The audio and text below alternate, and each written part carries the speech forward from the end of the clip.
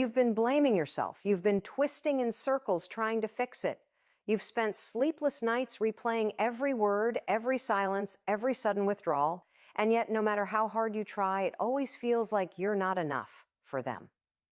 Let me tell you something that's going to stop you in your tracks. It was never about you. You're dealing with someone who runs, someone who disappears when things get real, someone who panics when closeness feels too close.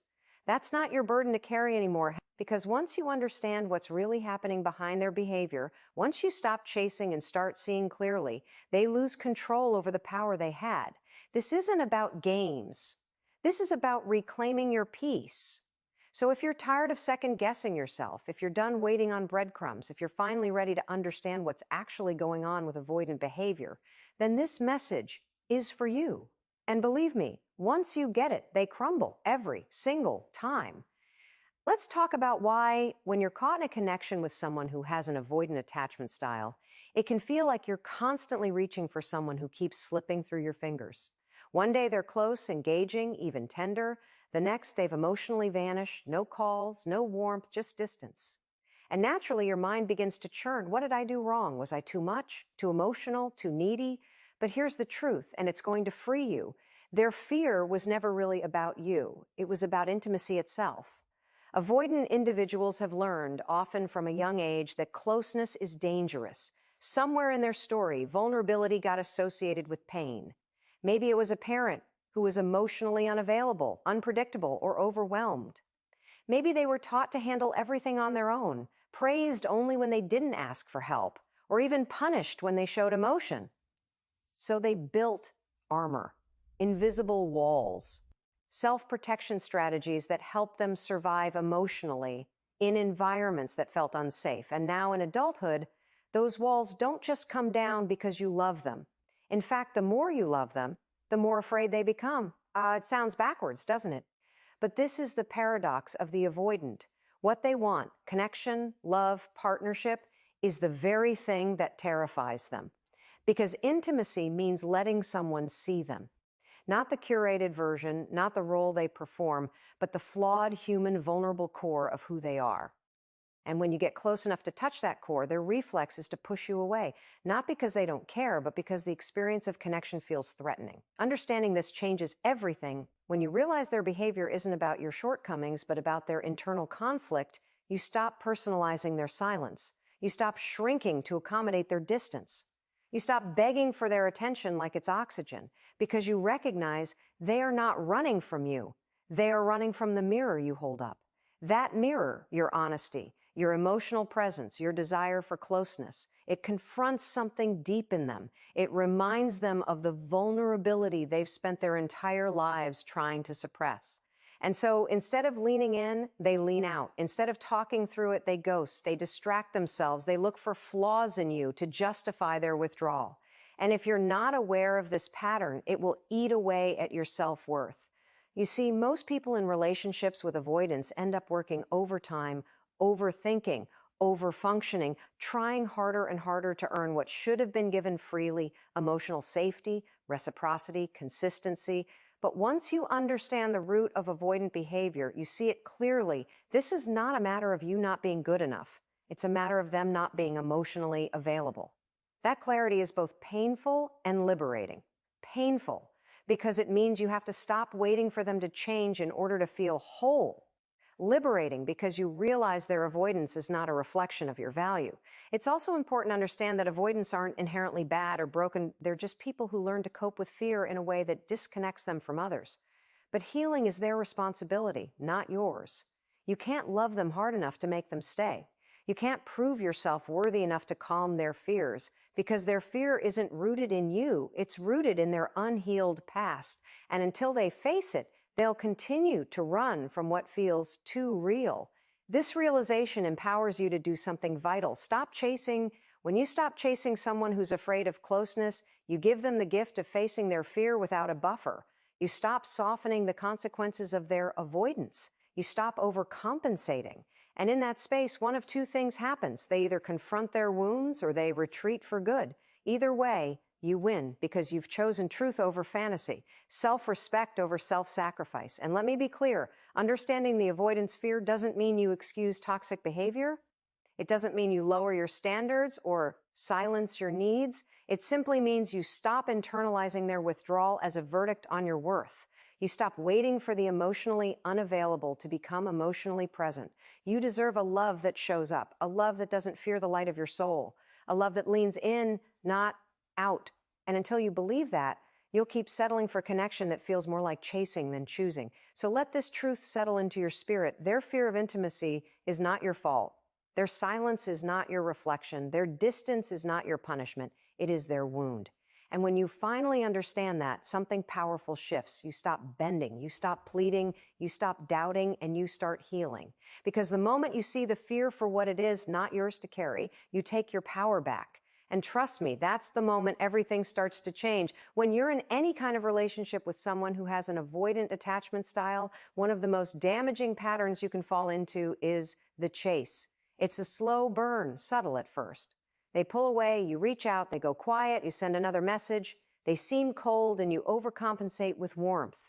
Before you know it, the relationship is no longer a two-way connection, it's a one-sided pursuit. You are doing all the emotional labor and they're retreating deeper into their shell. But here's what you need to understand, and it's a game changer. Chasing an avoidant only confirms their distorted beliefs and strengthens the walls they've built. The more you chase, the more power you give them, and the more they disconnect. Why? Because avoidance thrives on distance. These individuals have trained themselves, often unconsciously, to feel safest when others are at arm's length. Closeness, vulnerability, and emotional openness all feel like a threat. So when someone starts to care deeply for them, it doesn't soothe them, it agitates them. Your consistency triggers their fear. Your emotional depth overwhelms them.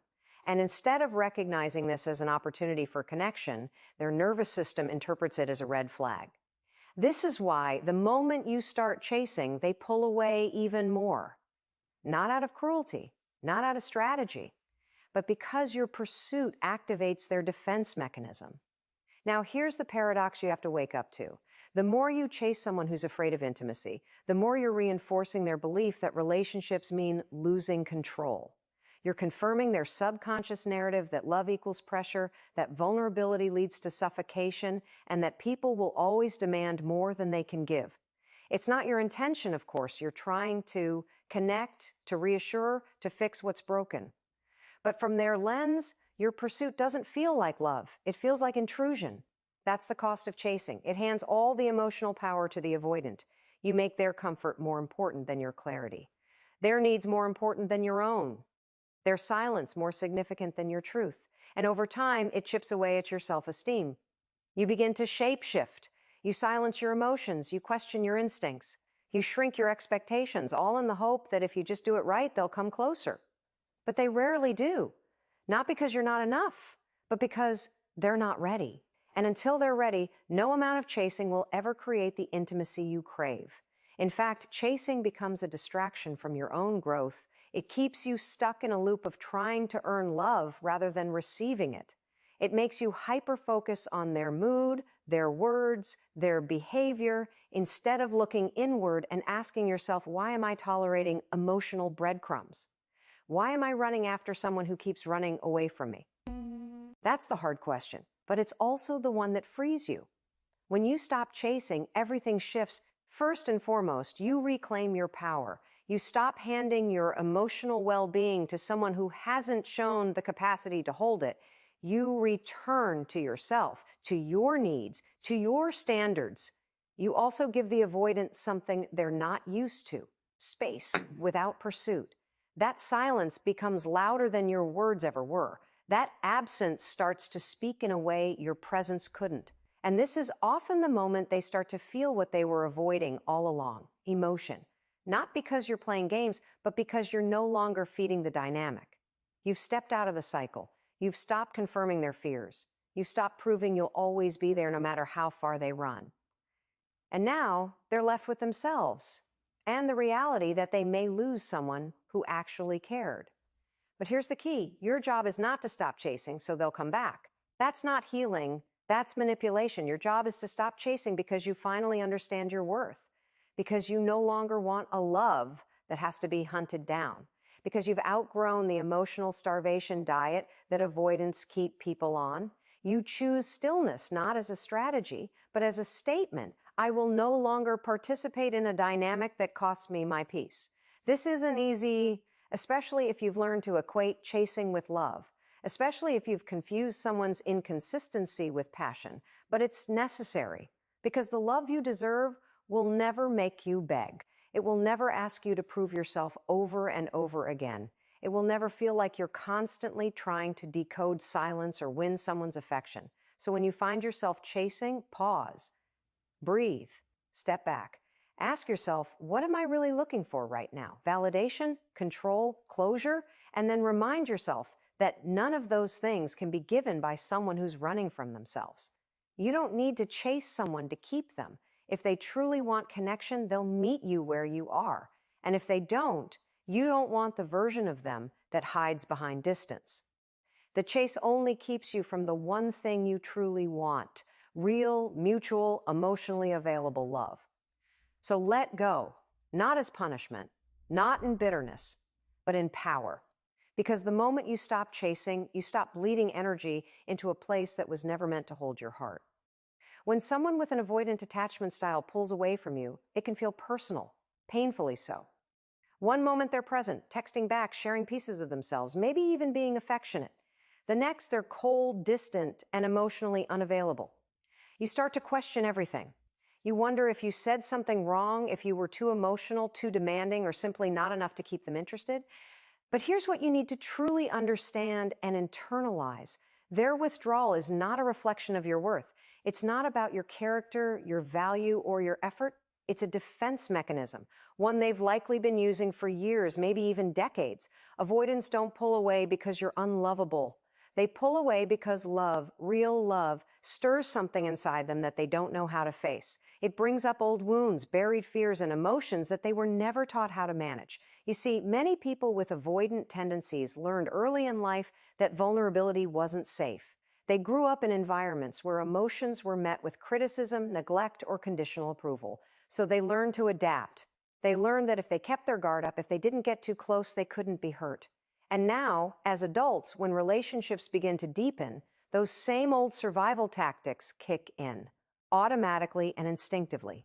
So when you get close, when you start to ask for more emotional intimacy, when your presence becomes consistent and your affection unwavering, it can feel suffocating to them, not because you're doing anything wrong, but because their nervous system is wired to associate closeness with loss of control. Your emotional needs don't repel them because they're unreasonable. They repel them because avoidants don't trust themselves to meet those needs. It's not that they don't feel anything, it's that they feel too much and don't know what to do with it. So instead of dealing with the discomfort, they escape. They shut down. They withdraw. And if you're not aware of this dynamic, you start making it about you. You try harder. You become more available. You offer more understanding, more empathy, more love, thinking that if you just show them how safe you are, they'll come back. But what often happens instead is you begin to lose yourself. You begin to absorb their emotional avoidance as a message that you're too much, that your feelings are a burden, that your need for connection is something to be hidden or silenced. And that's the real tragedy. Not that they pulled away, but that you made their withdrawal your mirror. You must remind yourself again and again that someone's inability to stay emotionally present is not an indictment on your worth. Their silence doesn't mean you're unworthy of being heard. Their inconsistency doesn't mean your love is forgettable. Their detachment doesn't mean you're impossible to love. It simply means they are still stuck in a cycle of emotional self-protection. And while you can feel compassion for that, you are not required to stay in it with them. One of the most important lessons you can learn is to stop making other people's emotional limitations your responsibility. It is not your job to heal someone who refuses to face their own wounds. It is not your job to prove yourself lovable to someone who doesn't know how to receive love. When someone withdraws, they are telling you something without saying a word. They're not ready. Not for the kind of intimacy that asks for vulnerability. Not for the kind of connection that requires presence. And certainly not for the kind of partnership that demands truth over comfort. There is a profound freedom in understanding this, because once you stop internalizing their withdrawal, you stop chasing clarity where there is only confusion. You stop writing love letters to a locked door. You stop offering your heart to someone who has already turned away. And instead, you start listening to what the silence is really saying, not about you, but about them. Letting go of the idea that their withdrawal is your fault allows you to return to yourself, to your dignity, to your emotional clarity. You begin to realize that real connection doesn't leave you guessing, that love doesn't vanish when it feels too real, that true intimacy doesn't punish you for showing up with an open heart. Avoidance will often come back around when they feel the distance has been restored, when the emotional waters have calmed. But that cycle, close, withdraw, return, repeat, can only continue if you allow it. And many people stay stuck in it because they haven't fully accepted that the withdrawal was never about them to begin with. When you finally see that, you can make a different choice. You can choose yourself. You can choose to step out of the emotional tug of war and into a space of peace, stability, and self-respect. The greatest power you have is to stop accepting someone's defense mechanisms as a verdict on your value. You are not too much. You are not too emotional. You are not hard to love. You are just offering your heart to someone who didn't yet know how to hold it. That's not your failure. That's their journey. And you deserve to be met by someone who doesn't run when love shows up, but who stays, opens up, and chooses to grow with you every single day. There comes a moment in every difficult relationship, especially one involving an avoidant partner, where confusion becomes a constant companion. You start second-guessing everything. Every word, every silence, every text left unread, every sudden change in tone. You find yourself walking on eggshells, unsure of what's real and what's imagined. It's exhausting. But the reason it's so heavy isn't just because of the emotional tug-of-war. It's because you don't have clarity. And when you don't have clarity, your mind fills in the blanks. Often it fills them in with self-blame, with anxiety, with stories that say you're not good enough, not interesting enough, not lovable enough. But here's the truth. Clarity is the cure. Because when you see things clearly, when you finally understand the patterns, the psychology, the emotional root of avoidance, you break out of the fog. And that alone dismantles the confusion you've been living in. Avoidant individuals often send mixed signals. One day they're engaged, responding quickly, initiating connection. The next, they're distant, aloof, or even cold. To someone seeking emotional closeness, this unpredictability feels like rejection. But because it's not always consistent rejection, because they come close again just enough to keep hope alive, it creates a cycle of emotional chaos. And in that cycle, you become addicted to the highs and lows. You cling to the good moments and start believing that if you just wait long enough or love hard enough, those moments will return. What you don't realize is that this dynamic keeps you mentally and emotionally trapped. This is where clarity becomes your lifeline. When you step back and really begin to study what's happening, not from a place of blame, but from understanding, you realize that their behavior follows a pattern. Avoidants aren't being hot and cold to play games. They're simply responding to their internal discomfort. When they feel safe and in control, they can come closer. But when emotions deepen, when expectations increase, or when intimacy begins to require more of them, they panic. Their old fear response kicks in, so they distance themselves, not to hurt you, but to protect themselves. The problem is, in doing so, they end up hurting both of you. Once you see this pattern for what it is, a fear-based coping mechanism, you start to untangle yourself from the emotional confusion. You stop taking their inconsistency as a measure of your worth. You stop interpreting their silence as a reflection of your desirability. You understand that their avoidance has roots that go far beyond you, and that it is not your responsibility to fix or rescue them from it. Clarity also helps you return to yourself.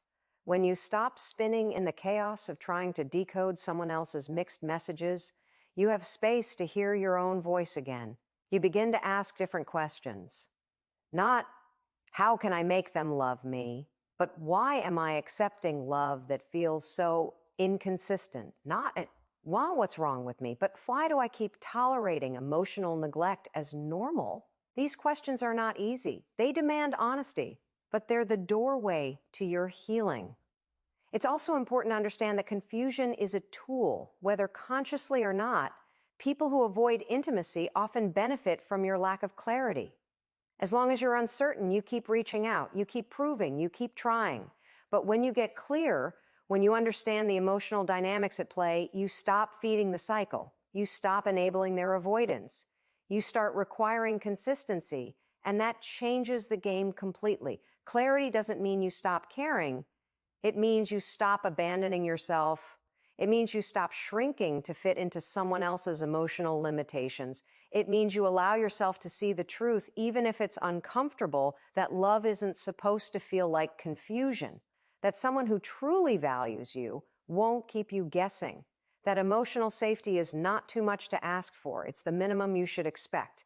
With clarity also comes the ability to choose, not react, choose. You're no longer driven by the desperate need to fix or win someone back. You're driven by the deep recognition of what you deserve. And when you reach that place, something beautiful happens. Peace replaces anxiety. Confidence replaces confusion. You begin to trust yourself again. You stop needing constant reassurance. You stop explaining your worth to someone who couldn't see it clearly. You simply become unavailable for relationships that require you to doubt yourself in order to stay in them. It's easy to feel like clarity is something someone else should give you. Like if they would just be honest or communicate better or open up more, everything would be fine.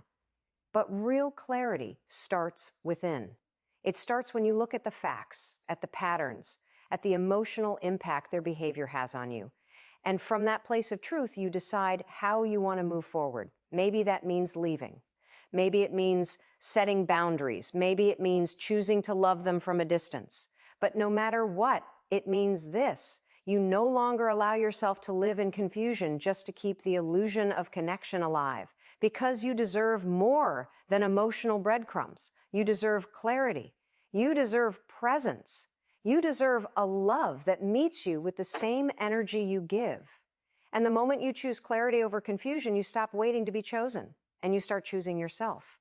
That's where real power begins. One of the most powerful realizations you can come to in your healing journey is this: emotional distance does not equal emotional depth. That may sound obvious on the surface, but when you're involved with someone who has an avoidant attachment style, it's easy to mistake their silence for mystery, their absence for strength, and their emotional inaccessibility for maturity. You start to romanticize the space they create, interpreting it as introspection or control. But in truth, emotional distance is often just that: distance. It's not a sign of someone being grounded or wise or unbothered. It's often a sign of unhealed fear, internal resistance, or a deep discomfort with vulnerability. And when you begin to see this clearly, you stop chasing shadows in the name of love. Avoidant individuals tend to manage their emotions by keeping others at arm's length. They may seem calm under pressure, unshaken during arguments, or even stoic in moments where emotional connection is needed. This can be misread as emotional intelligence or emotional regulation. But the reality is, many avoidants have simply learned to disconnect. They've become experts at suppressing or bypassing their feelings, not because they're stronger, but because they were conditioned to believe that emotions are dangerous, messy, or unnecessary. In childhood, they may have been shamed for expressing needs, punished for showing feelings, or ignored altogether. So they adapted by detaching, by pushing down, by pretending not to feel at all. And in adulthood, this pattern continues. They keep their emotional walls high, and they wear their independence like armor. They don't want to rely on anyone, because relying means risking disappointment. They don't want to let anyone in, because that requires vulnerability. And so when you come along, someone who craves connection, openness, and emotional intimacy, it's not that they don't care about you. It's that your emotional presence touches a part of them they've buried. And rather than confront it, they retreat. They go cold. They build even more distance, not realizing that in doing so, they're sabotaging the very connection they may deeply desire but feel too afraid to sustain. This is where you have to get honest with yourself. Are you confusing distance with depth? Are you reading into their silence, hoping there's something profound underneath it, when in reality, they're just emotionally unavailable? Are you assuming their lack of reaction means strength, when it's actually emotional numbing? These are hard questions, but necessary ones, because emotional depth is not quiet detachment. Emotional depth is presence. It's the ability to sit in uncomfortable emotions and not run. It's the courage to express, to listen, to feel. True emotional maturity looks like being able to say, "This is hard for me, but I want to show up anyway." It doesn't look like disappearing or avoiding conversations. It doesn't look like shutting down when things get too real. When you're in a relationship with someone who constantly creates distance, you may find yourself filling in the emotional gaps. You start doing the emotional work for both of you. You analyze, explain, and interpret their behavior, often giving them credit they haven't earned. You tell yourself, "I'm just scared," or "and they love in their own way," or "I need more time." And maybe some of that is true, but if they're not willing to meet you halfway, if they're not willing to step into emotional presence with you, then no amount of patience or love on your part can build a relationship that's truly reciprocal. This is why it's crucial to distinguish between someone who is emotionally deep and someone who is emotionally distant. One invites you in even when it's hard. The other keeps you guessing even when you've given your all. One engages in the hard conversations, the other avoids them. One grows with you, the other keeps you stuck, waiting, hoping, and doubting. When you stop glorifying distance, you give yourself permission to seek and embrace real connection. You stop tolerating coldness as if it's some kind of virtue. You begin to recognize that emotional availability isn't needy, it's necessary. That consistent communication isn't clingy, it's healthy. That showing up with your whole heart isn't weakness, it's strength. And once you claim that truth, you become unavailable for anyone who can't meet you there.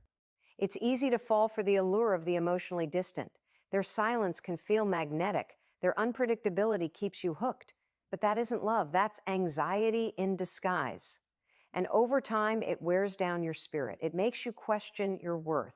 It trains you to accept emotional starvation as normal. But you don't have to live like that. You can choose to unlearn the idea that love must be earned, that it must be chased, that it must be proven again and again to someone who refuses to see you. Emotional depth will always reveal itself in consistency, in openness, in the willingness to be seen, not in silence, not in ambiguity, not in emotional shutdowns masked as strength. So the next time you find yourself pulled toward someone who keeps you at a distance, pause.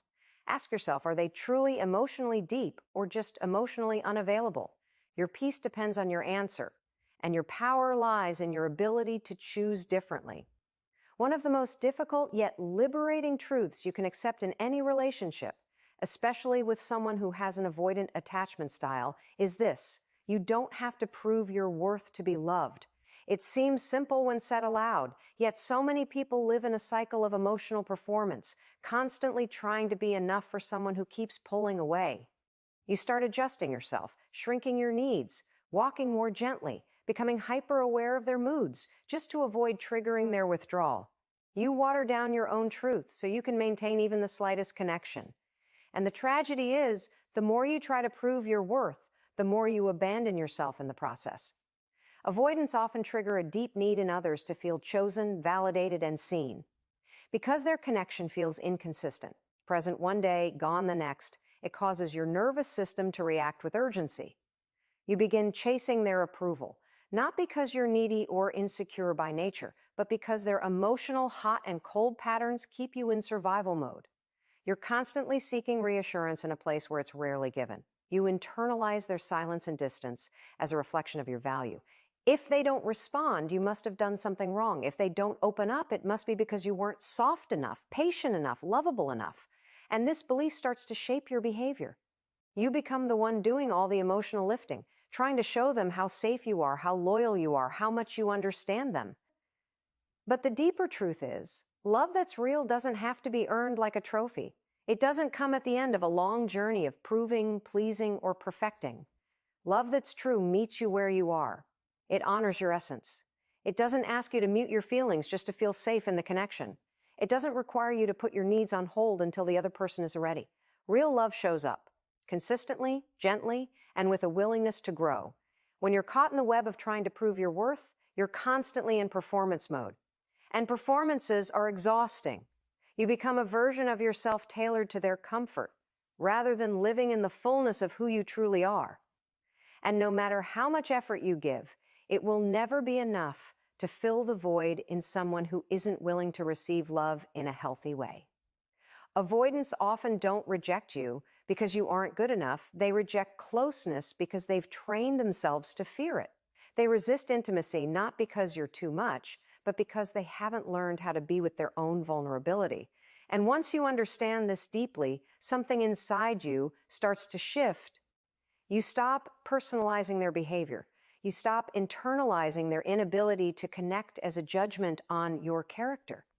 You begin to see that their avoidance is not a reflection of your value. It's a reflection of their wounds. And when you truly grasp that, you stop trying to audition for their affection. You start reclaiming your emotional energy. You remember who you were before you started contorting yourself to fit into someone else's limitations. This shift doesn't happen overnight. It takes time, self-compassion, and a commitment to seeing the truth, even when it hurts. It means recognizing the patterns you've been repeating. It means calling yourself back every time you catch yourself thinking, "If I just do more, they'll stay." It means replacing that thought with a new truth. If they can't meet me where I am, they were never meant to stay. And that's not bitterness, that's clarity, that's healing. Your worth is not proven through how much you're willing to tolerate. It's not proven by how many times you forgive the same emotional absence or how hard you fight to keep a connection alive. Your worth is inherent. It exists even when others fail to recognize it. It remains whole even when someone walks away. The right people, the ones who are capable of loving you fully, won't need convincing. They won't make you jump through emotional hoops to feel seen. They'll value your presence because of who you are, not what you do for them. There is freedom in no longer seeking approval in places that drain you. There is strength in choosing to be fully yourself, even if that means losing someone who couldn't meet you in your fullness.